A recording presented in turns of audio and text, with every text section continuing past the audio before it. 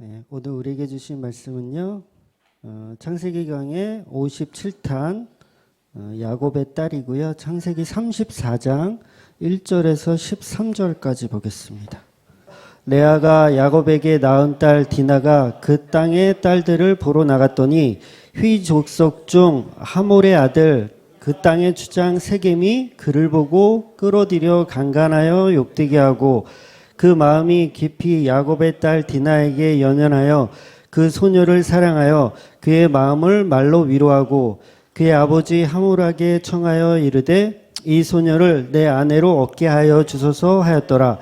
야곱이 그 딸 디나를 그가 더럽혔다 함을 들었으나 자기의 아들들이 들에서 목축함으로 그들이 돌아오기까지 잠잠하였고 세겜의 아버지 하몰은 야곱에게 말하러 왔으며 야곱의 아들들은 들에서 이를 듣고 돌아와서 그를 모두가 근심하고 심히 노하였으니 이는 세겜이 야곱의 딸을 강간하여 이스라엘에게 부끄러운 일을 곧 행하지 못할 일을 행하였음이더라. 하몰이 그들에게 이르되 내 아들 세겜이 마음으로 너희 딸을 연연하여 하니 원하건대 그를 세겜에게 주어 아내로 삼게 하라. 너희가 우리와 통혼하여 너희 딸을 우리에게 주며 우리 딸을 너희가 데려가고 너희가 우리와 함께 거주하되 땅이 너희 앞에 있으니 여기 머물러 매매하며 여기서 기업을 얻으라 하고 세겜도 디나의 아버지와 그의 남자 형제들에게 이르되 나로 너희에게 은혜를 입게 하라. 너희가 내게 말하는 것은 내가 다 주리니 이 소녀만 내게 주어 아내가 되게 하라. 아무리 큰 혼수와 예물을 청할지라도 너희가 내게 말한 대로 주리라. 야곱의 아들들이 세겜과 그의 아버지 하몰에게 속여 대답하였으니 이는 세겜이 그 누이 디나를 더럽혔음이라. 아멘. 네, 너무 감사하고요. 오늘 말씀 전하도록 할게요. 오늘 조금 양이 많아서 이걸 좀 그 중간에 끊을 수가 없어서 오늘 내용이 사실 좀 어렵거든요. 그래서 끊을 수 없어서 조금 길게 갈 수도 있으니까요. 긴장들 하시고 마음 편하게 이렇게 들으시면 될 것 같습니다. 오늘 본문은 사실 좀 애매한 내용이에요. 34장이 목사님들도 사실 설교를 잘 안 하는 내용이기도 하고요. 그 다음에 교회를 좀 이렇게 다녔던 분들도, 성경에 이런 얘기가 있었어? 라고 할 정도로 조금 이제 좀 불경건스러운 그런 내용이 담겨 있는 그런 내용이에요. 그래서 교회를 처음 이렇게 나오신 분 앞에다 놓고 제가 이 본문을 가지고 설교하려니 짐땀이 지금 조금 나는데, 잘 한번 들어보시기 바랍니다. 앞서 말씀드린 것지만 이 말씀은 진짜 목사님들이 잘 설교를 안 하는 그런 내용이에요. 잘 모르시는 분들을 위해서 34장을 잠깐 설명을 드리면 야곱이라는 사람이 있는데 그 야곱이라는 사람이 딸이 하나 있었어요.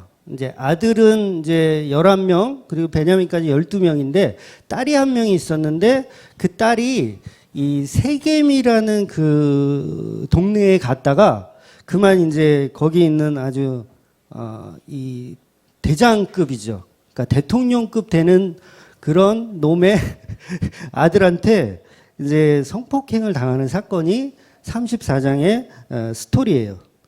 그러니까 이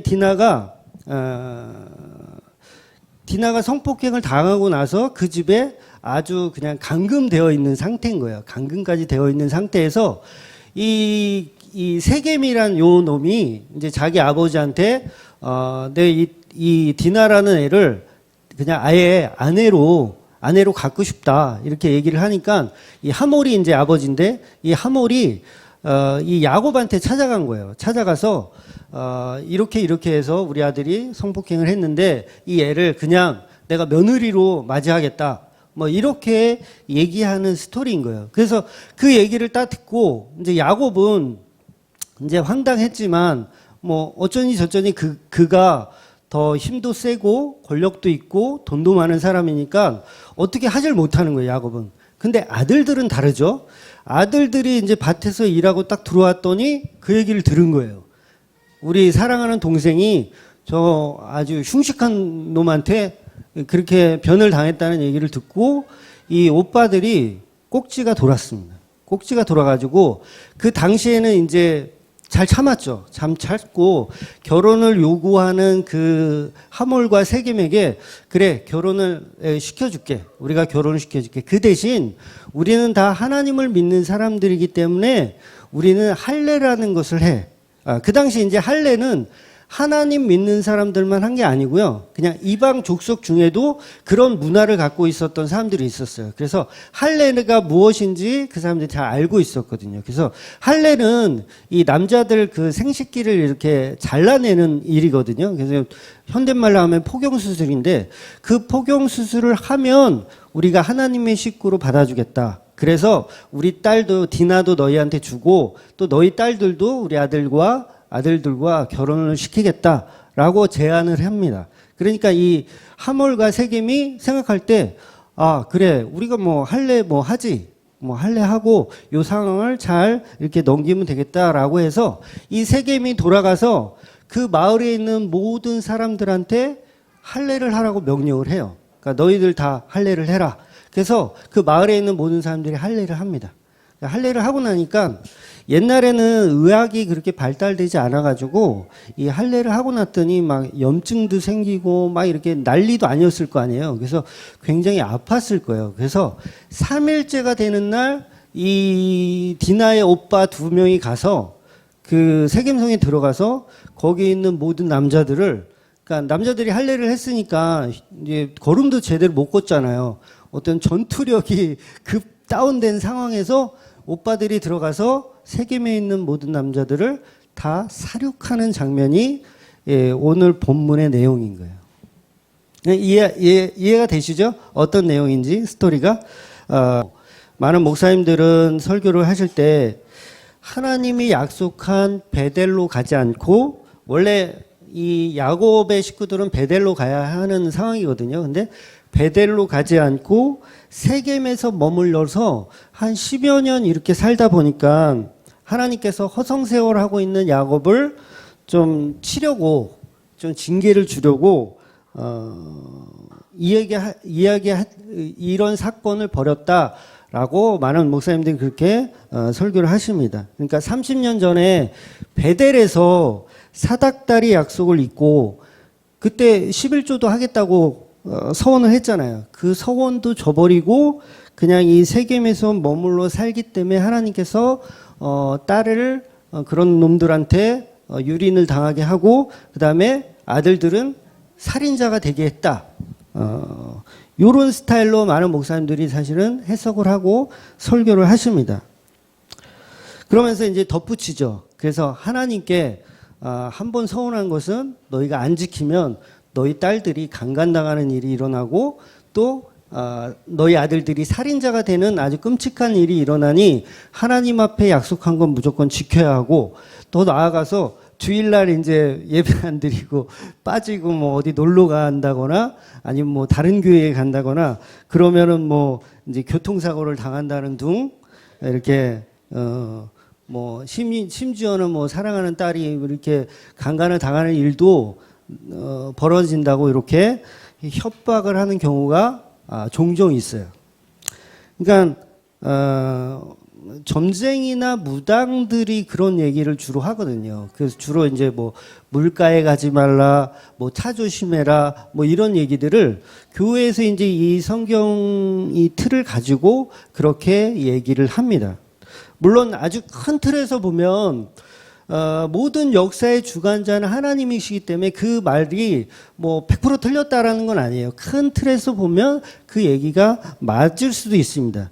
그런데 우리가 알아야 할 것은 뭐냐면 왜 그런 거를 이제 보통 얘기할 때 연단이라 그러잖아요. 하나님이 우리에게 고통을 일부러 주시고 그 고통 속에서 너희가 이겨내기를 하나님 원하신다 그러면서 그걸 연단하신다로 우리가 많이 들어봤어요. 그래서 나한테 고통이 오면 내가 사랑하는 딸이 강간을 당하면 이거 하나님이 내게 주신 어떤 연단이구나. 뭐 이런 쪽으로 이제 사실을 많이 가르칩니다. 근데 성경이 말하는 연단하고 우리가 알고 있는 연단은 전혀 다른 얘기예요. 그러니까 이게 굉장히 중요한 거니까 잘 들어보셔요. 연단이라는 거 우리는 많이 포장되어 있어. 그러니까 마치 무슨 안 좋은 일이 무조건 생기면 아 이거 하나님께서 나를 연단하시나 보다 뭐 이렇게 생각하면서 우리를 포장합니다. 그래서 연단이란 말 자체가 뭐예요?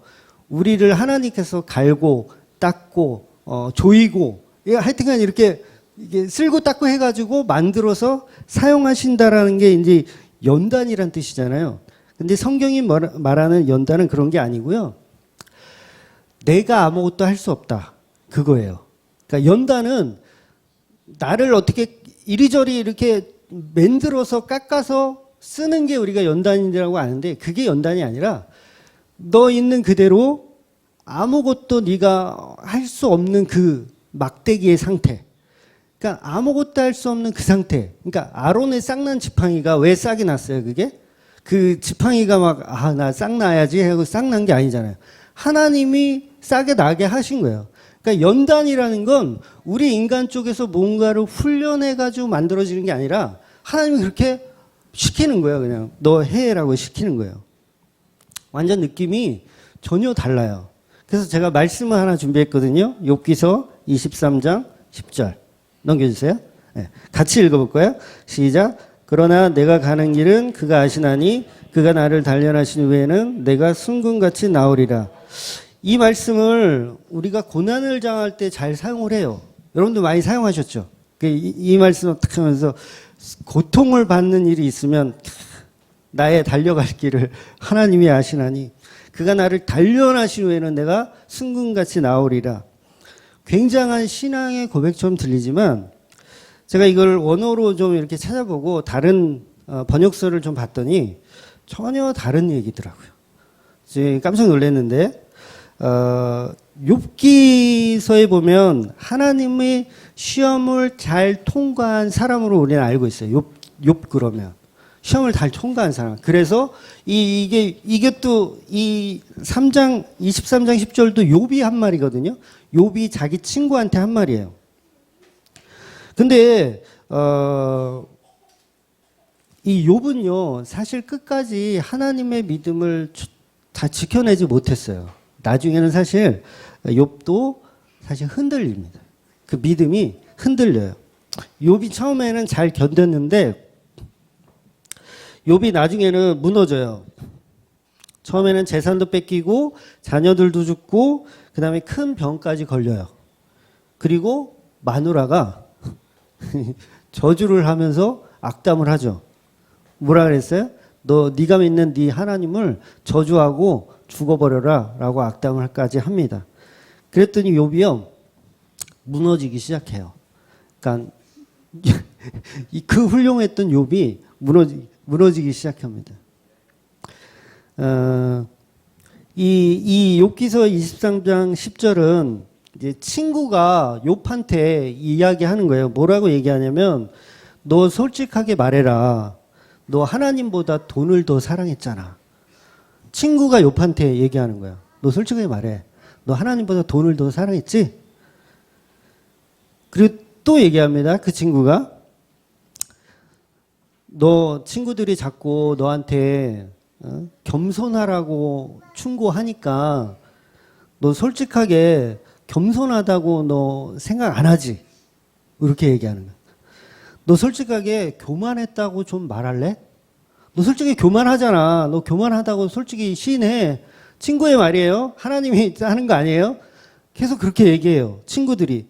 너 네 자신을 속이고 있어. 너 빨리 회개하고 하나님한테 뭘 잘못했는지 빨리 이실직고를 해. 이러니까 욥이요. 이제 무너지기 시작하는 거예요. 그 친구의 말이 틀린 얘기가 아니거든요, 사실은. 맞는 얘기를 하는데 자기는 억울한 거예요. 왜냐하면 자기의 믿음은 본인이 아니까 억울하기 시작한 거예요. 그래서 그 앞절에 보면 8절, 9절 말씀이 있어요. 네, 넘겨주세요. 8절, 9절. 같이 읽어볼게요. 시작. 그런데 내가 앞으로 가도 그가 아니 계시고 뒤로 가도 보이지 아니하며 그가 왼쪽에서 일하시나 내가 만날 수 없고 그가 오른쪽으로 돌이키나 뵐 수가 없구나. 자, 이 얘기는 뭐냐면 하나님이 안 계셔. 이 얘기인 거예요. 하나님 도대체 어디 계신 거야? 나 이렇게 지금 고통당하고 있는데 하나님 도대체 어디 계신 거야? 라고 욥이 지금 무너지고 있는 거예요. 우리가 알고 있는 욥은 뭐죠? 어떤 고난과 실패와 두려움, 역청이 오고 막 풍파가 밀려도 그 굳센 믿음을 지켰던 욥으로만 알고 있어요. 근데 지금 이 본문의 욥은요, 무너져 있어요. 하나님 도대체 어디 계신 거예요? 왜 나한테 이런 고통을 주세요? 하나님 도대체 어디 계신 거예요? 이렇게 지금 한탄을 하고 있는 거예요, 욥이. 자, 그리고 나서 하나님 어디 있어요? 막 찾다가 10절에 그 얘기를 하는 거예요. 다시 한번 말씀 계속 넘겨주세요. 네, 그러나 내가, 전 거. 제가 읽을게요. 우리가 지금 10절에 읽은 거, 그러나 내가 가는 길은 그가 아시나니 그가 나를 단련하신 후에 내가 숨금같이 나오리라. 자, 이 말은 엄청난 신앙 고백 같지만 8절과 9절을 같이 연결해서 보면요, 그냥 한탄하는 내용이에요. 그러니까 그가 나를 단련하신 후에 내가 전금같이 나오리라는 신앙 고백이 아니고요. 제가 그래서 세번역으로 한번 찾아봤어요. 세번역. 네, 표준 세번역. 시작. 하나님은 내가 한 발 한 발 옮기는 것을 다 알고 계실 터이니 나를 시험해 보시면 내게 흠이 없다는 것을 아실 수 있으련만. 개역개정하고 전혀 다른 뉘앙스죠.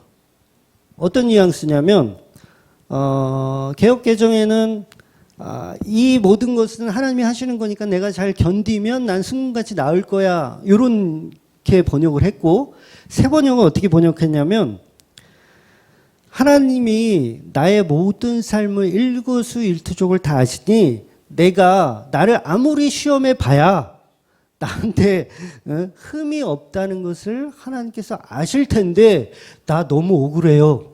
그 얘기인 거예요. 욥이. 나 너무 억울해요.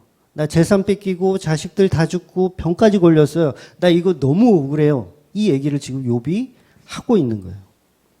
뉘앙스가 완전히 다르죠. 그러니까 연단이라는 건 갈고 닦고 만들어서 사용하겠다는 게 아니에요. 하나님이 그냥 너 자체, 그것, 무식한 너, 병든 너, 자식 없는 너, 그냥 사용하겠다는 거예요. 하나님은 만들어서 사용했다는 게 아니라.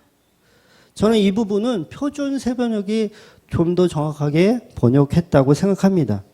즉 하나님은 우리 인간을 단련해서 훈련시켜서 사용하기보다는 그냥 아무것도 없는 막대기의 그 상태로 도구로서 사용하신다는 거예요. 그냥 지팡이 요거 아무것도 쓸모없는, 힘이 없는 그 지팡이 그대로 사용하신다는 거예요. 그러니까 거기에는 자기 자랑, 자기 능력, 자기 권력, 심지어는 자기 사명까지 없는 거예요. 아무것도 없는 자를 하나님께서 쓰기를 원하신다는 거예요. 그러니까 목사들이 자기 사명이니 자기 비전이니 이렇게 포장할 필요가 없어요. 하나님은 그거 갖고 안 써요. 인간이 원대한 품을 품어보세요. 하나님이 그거 갖다 쓰시나? 안 갖다 쓰세요. 아무리 비전을 품어봤자 하나님은 니값 비전 그거 안 갖다 쓰세요. 그냥 우리는 지팡이인 거예요. 지팡이. 도구인 거예요. 그렇게 가는 길을 겸손이라고도 하고 온유라고 하는 거예요. 그걸. 그래서 모세한테 온유하다 그러는 거예요. 온유하다. 하나님이 시키는 대로만 하니까 온유하다라고 얘기하는 거예요. 모세한테. 오직 하나님의 음한 하나님의 역사만 나타나는 겁니다. 그래서 오늘 본문의 말씀을 기존의 목사님들하고 다르게 저는 설교를 할 겁니다. 오늘 본문의 디나이 성폭행 사건은 14절 이후에 나오는 오빠들의 보복 사건과 마찬가지로 전적으로 예수 그리스도의 구속사를 설명하고 있는 내용이에요. 다른 얘기가 아니에요. 그냥 뭐 이렇게 11조 안 하면 하나님께서 막 이렇게 고난 주신다 이런 얘기 절대 아니에요. 그냥 예수 그리스도의 구속사에 대한 설명을 하고 있는 거예요. 욥이 고난 당해요. 힘들어해요. 그런데 하나님이 말씀하고 싶은 건 뭐예요? 너의 주권은 나에게 있다. 온 우주의 창조주는 나다. 이거 설명하고 싶었던 거예요. 성경은 단 한 줄도요, 인간의 어떤 믿음을 잘 지켜낸 인간을 본받으라는 얘기가 없어요. 욥이 믿음을 잘 지켰으니까 너희도 욥처럼 신앙생활 잘해라. 그런 얘기는요, 성경 단 한 줄도 없어요. 사도 바울을 본받으라는 얘기도 단 한 줄도 없고요. 심지어는 예수를 본받으라는 얘기도 없어요. 그런 얘기 없습니다. 다 인본주의적인 생각이에요. 그냥 단순하게 하나님이 야곱을 연단하고 훈련시키는 과정이 아닌 거예요. 그러니까 우리 많이 착각하잖아요. 아, 야곱을 하나님께서 이렇게 고통스럽게 하셔가지고 훈련시켜가지고 나중에 사용하시나 보다. 아니에요. 야곱은 사용하긴 뭘 사용해요. 그냥 이렇게 개차반 인생 계속 살다가 죽었어요. 야곱은. 그깟 야곱을 연단해서 훈련시켜서 어디다 쓰겠습니까? 나중에 만날 텐데 큰일 났네. 그깟 야곱 연단해서 어디다 쓰겠어요? 그 치사한 인간을, 자식도, 그런 식으로. 차라리 훈련된 놈을 하나님이 쓰지. 하나님 뭐가 아쉬워서 만들었어요. 포장되어져 있는 거 다 완성된 거 갖다가 쓰지. 왜 사업하시는 분들 그러잖아요. 직원 한 명 뽑으면 이 직원을 가리키는데 시간이 꽤 걸린대요. 어떤 일이든. 가리키고 다 할 준비 딱 시켜놓으면 한 1년 되면 그만둬. 그러면 손해예요. 사업주 입장에선. 다 공부시키고 다 기술 가르쳐주고 전수 딱 해서 이제 좀 써먹을만 했더니 그만둔대. 딴 데로 간대. 그런 우리 인간들을 뭐하러 하나님께서 연단시키고 훈련시켜서 사용하겠어요. 그냥 속 터지는 거죠. 비싼 돈 주고 월급 줘가면서 가르쳤더니 그만두는 것. 인간은 훈련을 아주 열심히 한다고 해서 이 치타보다 100m를 빨리 뛸 수 있을까요? 이 돌고래보다 수영을 잘할 수 있을까요? 제비보다 빨리 날 수 있을까요? 그럴 수 없어요. 그러니까 연단해서 사용한다는 것은 우리 생각이에요. 우리 생각. 하나님은 전혀 그것에 관심이 없으세요. 하나님은 인간을 훈련시켜서 사용하고 싶은 생각이 전혀 1도 없습니다. 하나님은 그야말로 소명이 뭐라 그랬어요? 재능, 능력, 권력 아무것도 없어도 그냥 사용되어지는 것. 하나님에 이끌려서 사용되어지는 것. 그러니까 교회에서 뭐 달란트가 어쩌니 저쩌니 막 이런 얘기 할 필요도 없어요. 노래 못해도 특성해도 돼요. 노래 잘하는 사람만 우리 한 집사님처럼 바이브레이션이 되는 사람만 여기 나와서 할 수 있는 건 아니에요. 그러니까 교회는 소명으로 가는 거예요. 달란트로 가는 게 아니라 그래서 그걸 은사라고 얘기하는데 은사도 우리가 많이 오해하는 게 좀 있는데 은사도 우리가 아는 그런 은사 아니에요. 성경이 말하는 은사. 그러니까 예를 들어서 말씀을 가르치는 은사가 그냥 말씀 공부 안 하고 그냥 하나님이 오늘 주일날 설교할 내용 이렇게 딱 주입 너 가서 설교해. 이게 은사가 아니에요. 열심히 연구하고 성경 보고 공부하고 설교 원고 써가지고 여기서 읽는 것 그게 은사인 거예요. 그러니까 의사가 병 고치는 은사를 갖고 있는 거예요. 하나님이 내게 병 고치는 그 은사를 탁 주입해가지고 안수기도 탁 하면 탁 낳고 그게 아니라고요. 은사는 의사들을 얘기하는 거예요. 그러니까 교회는 그쪽으로 가는 거예요. 그쪽으로. 그러니까 소명 가진 자들이 움직이는 게 교회인 거죠. 기드온의 300용사 다 고문관들이라고 얘기했어요. 절대 무슨 뭐 용사 이런 거 아니고 다 고문관들. 물도 제대로 못 떠먹는 그런 인간들 300명 모아다 놓은 게 기드온의 300용사인 거예요. 아브라함이 뭐가 뛰어나서 정말 훌륭해서 믿음의 조상으로 만든 게 아니라 제가 볼 때 그냥 아브라함도 제비뽑기 당한 것 같아. 물론 왜 아브라함을 뽑았는지는 하나님만 아세요. 근데 그 정황을 볼 때 특별한 게 없어요. 아브라함도 똑같아요. 우리랑 똑같이 정말 믿음도 없었고요. 우상 섬기던 그런 인간이었어요. 성경은요. 아브라함에 대해서 관심이 1도 없어요. 성경은 아브라함의 봐라 아브라함 얼마나 믿음의 조상이냐 막 뭐 이삭도 번제로 바치지 않냐 본받아라 그런 얘기 없다니까요.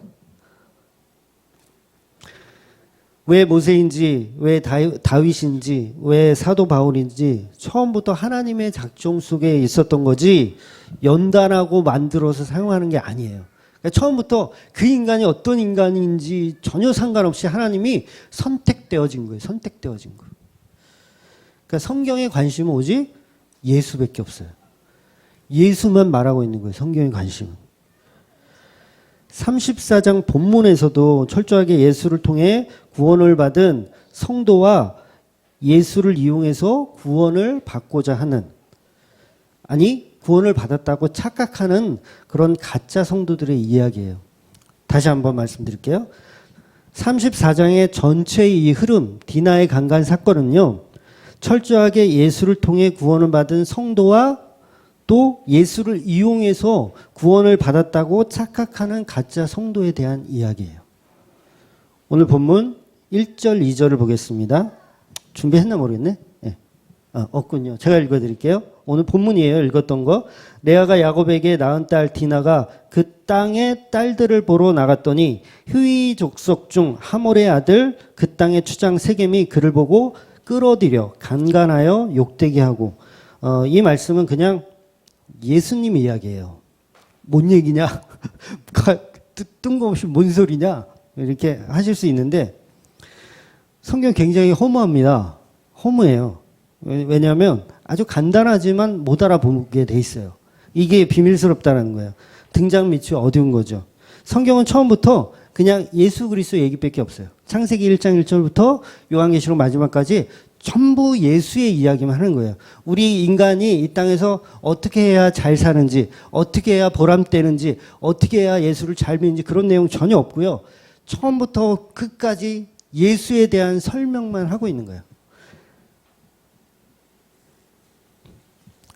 자, 레아가 야곱에게 낳은 딸이라고 표현하고 있어요. 레아는 다윗의 조상이고 예수님의 조상입니다. 이스라엘의 어머니예요. 레아는 비록 야곱의 사랑은 못 받은 인물이지만 하나님의 선택된 어미입니다. 그러니까 예수님의 족보는 라헬의 아들 애굽의 총리 요셉으로 이어지는 게 아닙니다. 제가 전에도 말씀드렸죠. 요셉 아니에요. 애굽의 총리 요셉을 통해서 이어지는 게 아니라 이 요셉은 이 작은 엄마 작은 엄마 이상하다. 라헬의 저거고 지금 레아의 딸이라고 분명히 얘기했어요. 레알 큰 언니 레아의 딸이라고 얘기했어요. 굳이 이렇게 얘기해요. 왜냐하면 그냥 야곱의 딸 디나가 이렇게 설명해도 되는데 레아가 야곱에게 낳은 딸 이렇게 설명해요. 그러니까 레아를 거기 집어넣은 이유가 뭐냐면 약속의 자녀인 딸이라는 거예요. 약속의 자녀인 딸. 라헬의 딸이 아닌 레아의 약속의 자녀인 딸이라는 거예요. 그래서 레아의 아들 넷째 유다와 연결이 되는 거예요. 이 디나는요. 그래서 이 레아 큰 언니 레아의 이 네 아들은 여러분 기억해 두시면 좋을 것 같아요. 첫째는 루벤입니다. 루벤. 나중에 이제 설명드리겠지만 루벤은 자기의 배다른 형제의 엄마를 겁탈하는 아주 끔찍한 일을 한 놈이에요. 큰 아들 루벤. 그리고 둘째 아들은 시몬입니다. 오늘 본문에 할례 받은 인간들을 칼 들고 가서 다 죽여버린 사람이 시몬이고요. 그 다음에 셋째가 레위예요. 레위 역시 칼 들고 가서 같이 자기 형하고 같이 죽인 거. 그리고 넷째가 바로 유다입니다. 이 넷째는 나중에 유다와 다말 이야기에서 제가 한 번 더 언급할 건데 유다는 예수님의 족보를 이은 사람이에요. 넷째가. 자, 이해가 되시죠?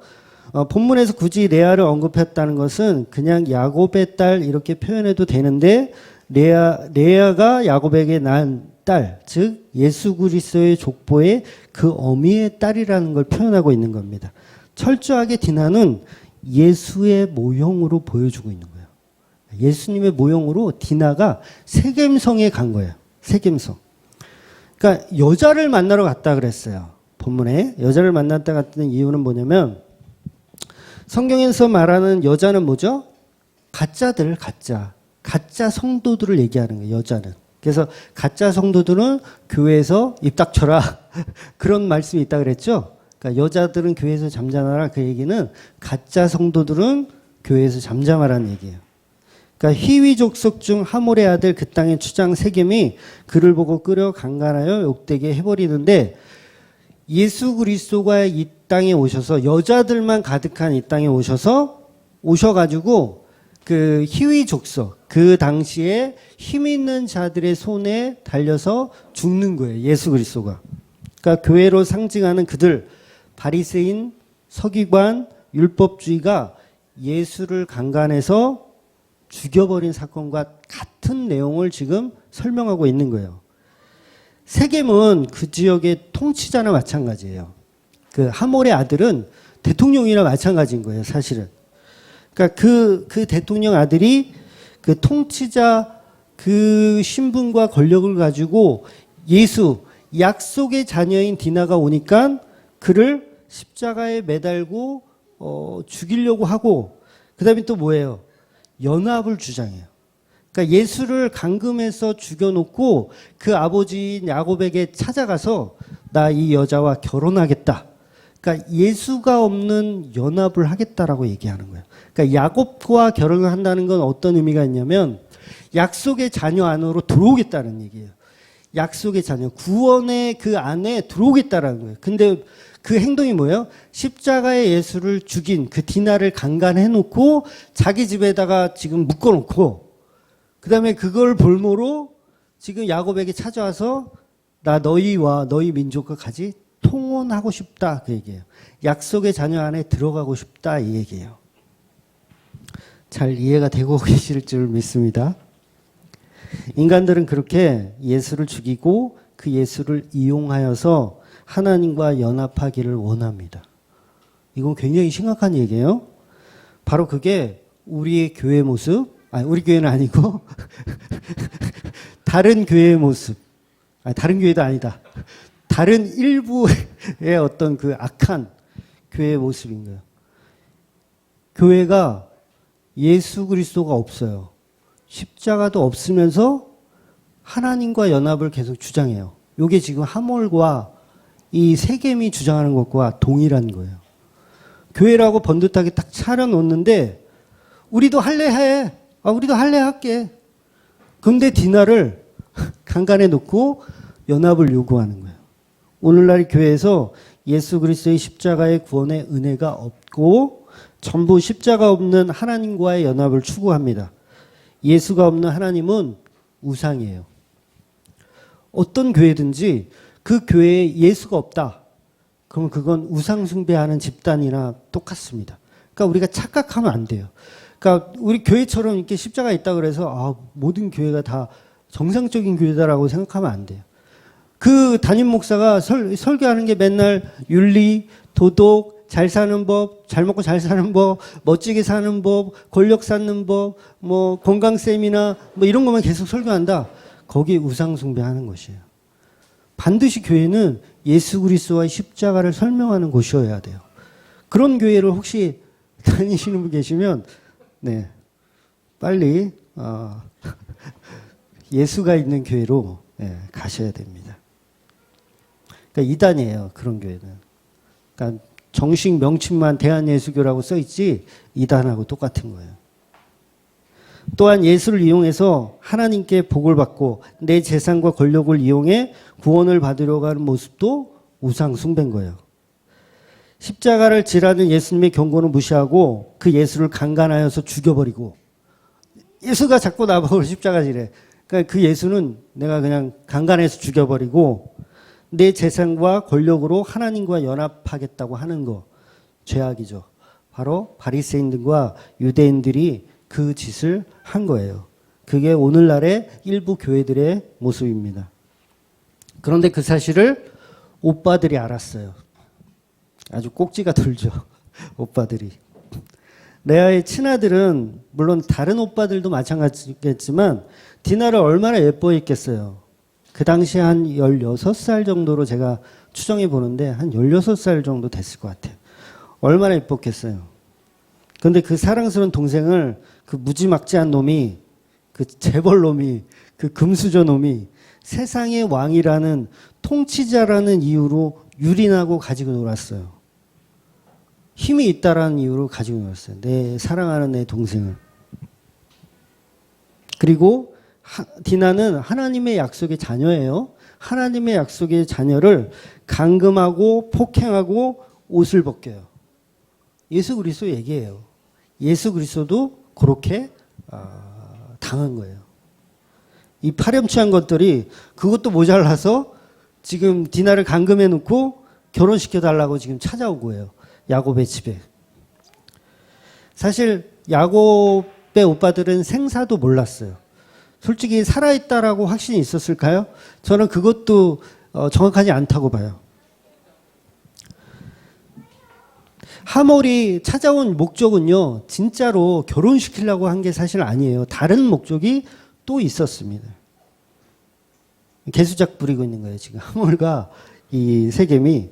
23절을 제가 갖고 왔는데요. 한번 넘겨봐 주시겠어요? 네, 그거에 23절 같이 읽어볼게요. 시작. 그러면 그들의 가축과 재산과 그들의 모든 짐승이 우리 소유가 되지 않겠느냐? 다만 그들의 말대로 하자. 그러면 그들이 우리와 함께 거주하리라.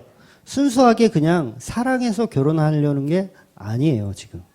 오빠들이 할례해라, 할례해라 했더니 이렇게 얘기하는 거예요. 지들끼리 이제 쑥덕쑥덕 하는 거예요. 야, 요거 할례해서 우리가 요놈들하고 요거 가축과 재산을 우리가 더 뺏어보자. 이런 마음으로 지금 결혼을 하는 거예요. 절대 디나를 강간해 놓고 사랑해서 이거는 아니에요. 다른 목적이 있었어요. 더 많은 재산과 권력을 갖기 위해서 할례라는 걸 하는 거예요. 그러니까 할례가 뭐예요?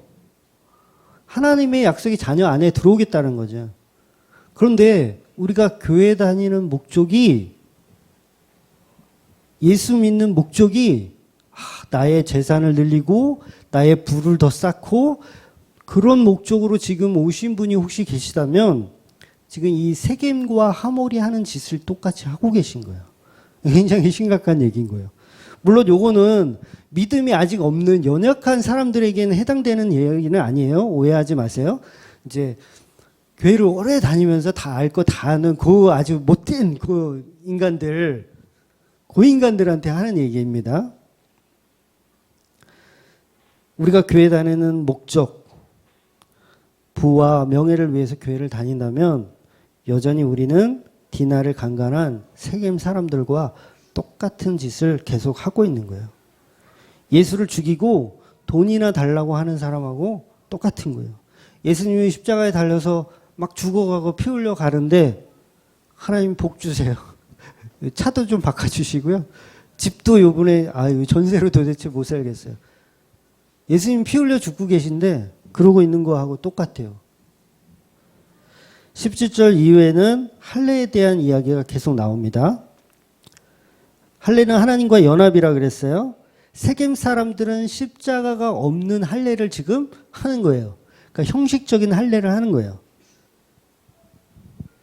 말 그대로 저주받는 짓입니다. 그게.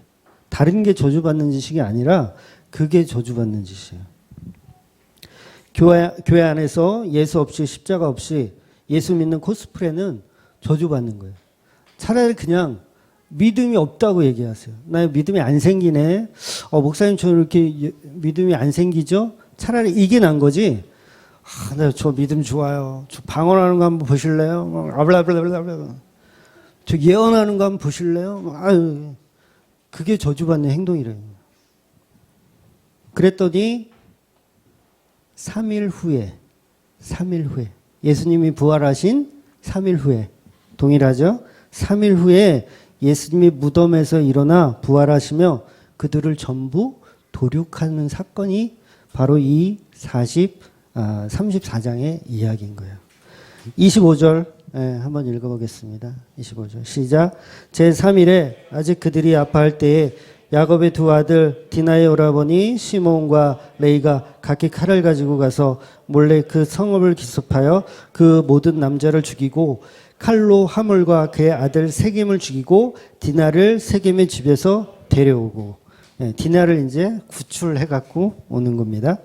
자, 두 오빠가 디나를 강도의 소굴에서 구해내고 가짜 할례인들 진멸하는 거예요. 가짜 할례인들을 진멸하는 거예요. 그리고 디나를 구출하죠. 그럼 여기서 이제 딜레마가 생기는 겁니다. 아니, 목사님, 겨우 여자 한 명 이 감금 폭행 한 거 가지고 그 모든 동네의 사람들을 그렇게 다 진멸시켜버리면 그 하나님은 도대체 뭔가요? 이렇게 저한테 반문하실 수 있어요. 그런데 성경은요, 우리에게 윤리나 도덕을 가리키는 책이 아니에요. 그러니까 그것을 자꾸 인본주의적인 생각으로 자꾸 해석하려다 보니까 이 성경이 자꾸 소설책 같은 어떤 우리에게 정의를 실현시켜주고 뭐 의를 실현시켜주는 그런 책으로만 아는데 성경은 단 한 줄도 그런 내용이 없어요. 오직 예수 그리스도를 설명하는 책이에요. 출애굽기 당시에도 가나안 땅의 이방 족속에게 젖먹이 아이까지 하나님은 다 죽이라고 명령하셨어요. 그게 하나님의 명령인 거예요. 그러니까 우리가 생각하는 선과 하나님이 생각하는 선은 달라요. 그러니까 우리는 하나님이 옳다 하면 그게 옳은 거고 하나님이 악이다 그러면 악인 거예요. 내가 생각할 때는 이게 악이 아닌 것 같은데 하나님 생각할 때 악이라면 그건 악인 거예요. 하나님이 엘리사를 사용하겠다고 했는데 사람들이 이 대머리가 어떻게 하나님의 사역을 합니까? 라고 어린아이와 같은 애들이 막 놀려요. 그럼 곰이 나와서 다 찢어버리는 거예요. 하나님이 볼 때 그게 선이거든요. 예수 십자가를 믿지 않는 사람은요, 아무리 착하고 선해도 다 진멸입니다.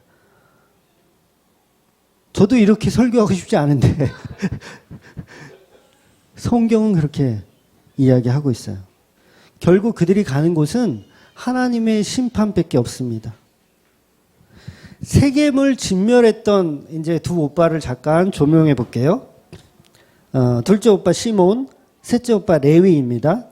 하나님은 이 두 사람을 일부러 사용하셨다고 저는 생각합니다.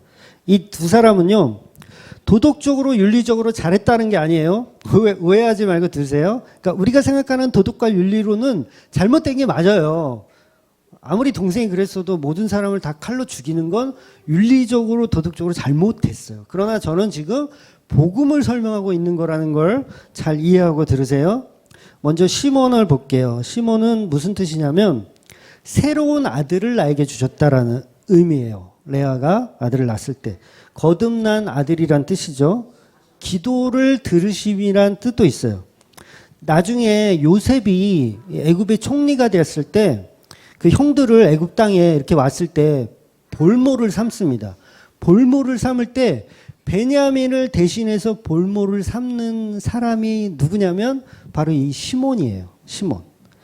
그러니까 이 시몬은 이 베냐민은 사실 지금 뭐 너무 기니까 설명드리기 어렵지만 베냐민은 예수를 상징하거든요. 사실 그 테마에서는. 그러니까 이 시몬은 예수를 대신한 교회를 상징하는 거예요. 그러니까 교회를 상징한 시몬이 지금 이 칼부림에 지금 소속이 되어 있는 거예요. 잘 이해해야 될 텐데. 오늘같이 어려운 날. 베냐민을 대신해서 포로로 잡혔던 십자가를 지었던 인물이 시몬이에요. 그렇게 정리하세요. 그리고 조금 억지스럽지만 예수님이 십자가에 달리실 때 골고다 언덕을 올라가실 때 그 십자가를 대신 짊어지고 갔던 인물도 시몬입니다. 이름이. 그리고 베드로의 이름도 시몬이에요. 그리고 이 베드로가 뭐가 돼요? 개바, 반석이 되잖아요. 반석도 교회를 상징하고 예수를 상징한 거예요. 그러니까 시몬의 니꼬로 교회인 거예요. 잘 이해하고 들으세요. 그 교회가 지금 진멸에 해당하는 일을 했다라는 걸 제가 설명드리고 있는 거예요. 그 다음에 또 레위를 볼게요. 레위, 셋째 오빠. 레위는 우리가 너무도 잘 알죠. 레위는 연합이란 뜻이에요. 광야 생활할 때 황금 송아지 만들었을 때 이 쌍놈 인간들이 황금 송아지 만들고 거기에 절하고 막 했을 때 하나님이 진멸하잖아요. 진멸했을 때 칼을 들고 그 황금 송아지한테 우상 숭배했던 사람들을 3,000명을 도륙했을 때 칼을 들었던 사람들이 바로 이 레위 지파입니다. 레위 지파. 레위.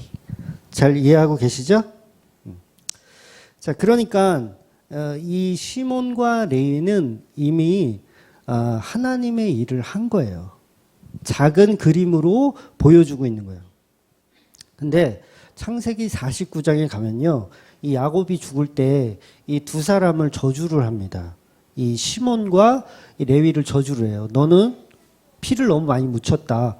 그러면서 저주를 하는데, 어떤 저주를 하냐면 분깃을 갖지 못하는 저주를 줘요. 그러니까 땅을 얻지 못하는 저주를 줍니다. 그래서 많은 분들은, 많은 목사님들은 그 칼부림 사건 때문에 저주를 받았다라고 얘기하는데 저는 또 엉뚱한 소리를 할 거예요. 반대입니다. 저는 이게 저주가 아니라 복을 받았다라고 생각해요.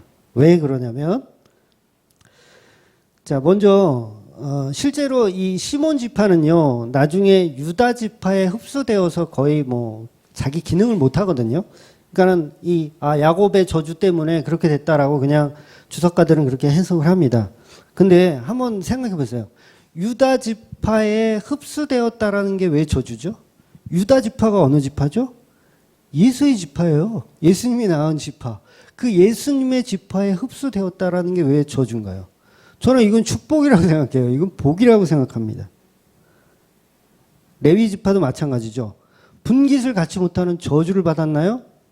진짜 땅을 갖지 못했어요. 레위인들은. 그 대신 뭘 했어요? 성전에서 일하는 일을 했어요. 성전에서 열심히 일했어요. 땅은 못 받았어. 근데 그게 저주인가요? 절대 저주로 이해해서는 안 되는 내용인 거예요. 성경은 이 두 형제를 가지고 교회라고 얘기하고 있어요. 교회라고. 그러니까 마치 세상에서 보면 저것들은 집도 없고 차도 없고 맨날 찌질이 궁상으로 사네, 저주인 것처럼 보여도 성경은 그들을 복이라고 얘기해요. 의인이라고 얘기하고 하나님의 일을 잘 해낸 그런 사람으로 보고 있다라는 거죠. 그러니까 이 두 오빠는 전에도 말씀드린 것처럼 비느하스의 마음을 품은 거예요. 비느하스의 마음. 약속의 자녀를 더럽혔어? 용서할 수 없어. 그리고 우리는 너희 같은 이방인들과 연합할 수 없어. 다 진멸해야 돼. 비느하스의 마음을 갖고 있던 거예요. 오히려 이 레위 지파는 대제사장이 돼요. 나중에 대제사장이 되고 하나님의 말씀을 가르치고 대언하고 하나님의 말씀을 받들어서 봉사하는 지도자격인 사람들이 됩니다. 이 레위가. 근데 이 레위를 가지고 저주받았다고 해석하면 저는 납득이 안 가요. 그렇게 해석하는 사람들은. 왜 하나님이 살인자들한테 그런 직분을 맡기겠습니까? 그건 아닌 거예요. 세상이 볼 때 살인자지만 성경으로 볼 때 그들은 하나님의 일을 한 거예요. 하나님은 인간들의 윤리나 도덕 그런 걸로 판결하고 판단할 수 있는 분이 아닙니다. 인간들이 볼 때는 살인자지만 하나님의 역사 속의 레위는 심판의 도구였던 거예요. 그렇다고 이슬람 무당단체처럼 사람들을 막 죽이고 다니라는 거 아닙니다. 예, 오해하지 마세요. 오늘 본문의 시몬과 레위의 행동은 하나님의 나라의 회복을 위한 어쩔 수 없는 결단이었다는 겁니다. 물론 이 시몬과 레위가 그 당시에 이거를 다 알고서 했다는 얘기 아니에요.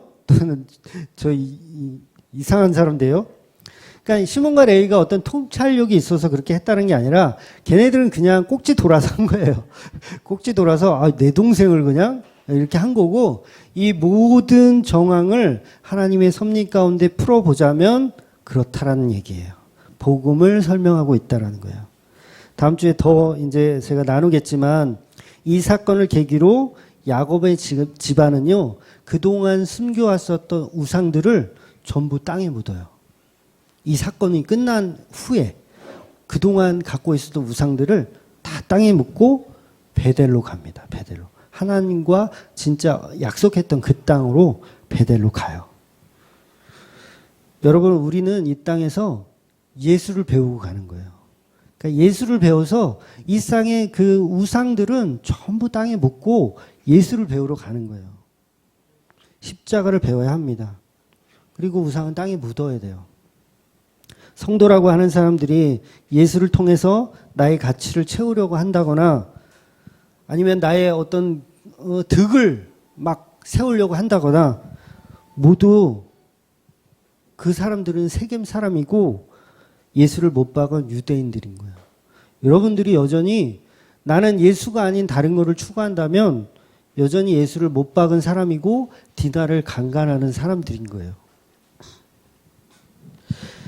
지난주에 말씀드린 것처럼 일반 은총, 돈과 명예는 믿는 자나 믿지 않는 자나 모두 동일하게 주어지는 은총입니다. 열심히 일해서 돈 벌면 됩니다. 하나님 앞에 돈 달라고 그러지 마세요. 하나님 짜증나시겠어. 이미 다 줬는데. 너희가 수고하고 노력하면 얼마든지 가질 수 있게 다 이 시스템을 다 만들어 놓는데 자꾸 돈 달래. 저라도 짜증날 것 같아. 그런 거 보지 마시고 야곱의 인생을 보면서 우리는 뭘 느껴야 돼요? 인생은 헛되다. 썩어질 그림자와 같구나. 인생의 가치는 내가 십자가를 통해서 찾아야 되는구나. 예수를 통해서 찾아야 되는구나. 그걸 알아야 돼요. 그래서 우리는 할례받지 않는 사람들에게 예수를 전해야 돼요. 예수를 전하는 거예요. 예수 믿으면 복 받는다. 그런데 그 복은 돈 많이 벌고 막 이런 거 아니에요. 생명이 살 수 있는. 욥에게 하나님이 그 생명만은 건드리지 말라고 한 게 물리적 생명이 아니라 그 영혼을 얘기하는 거예요. 영혼. 구원. 이 아이가 연단에 실패하더라도 나는 끝까지 이 아이를 책임지고 사랑하고 내가 도구로 막대기로 쓰겠다. 그 선포인 거예요. 그러니까 우리는 그리로 가야 돼요. 내가 고통 가운데 참아내고 해가지고 하나님께 영광을 돌리는 게 아니라요. 있는 그대로 이대로 하나님 저는 연약합니다. 그래서 하나님 필요합니다. 하나님 나의 힘이 되어 주옵소서. 이렇게 기도하는 우리 주만교회 성도들 되기를 주의 이름으로 축원드립니다. 아멘.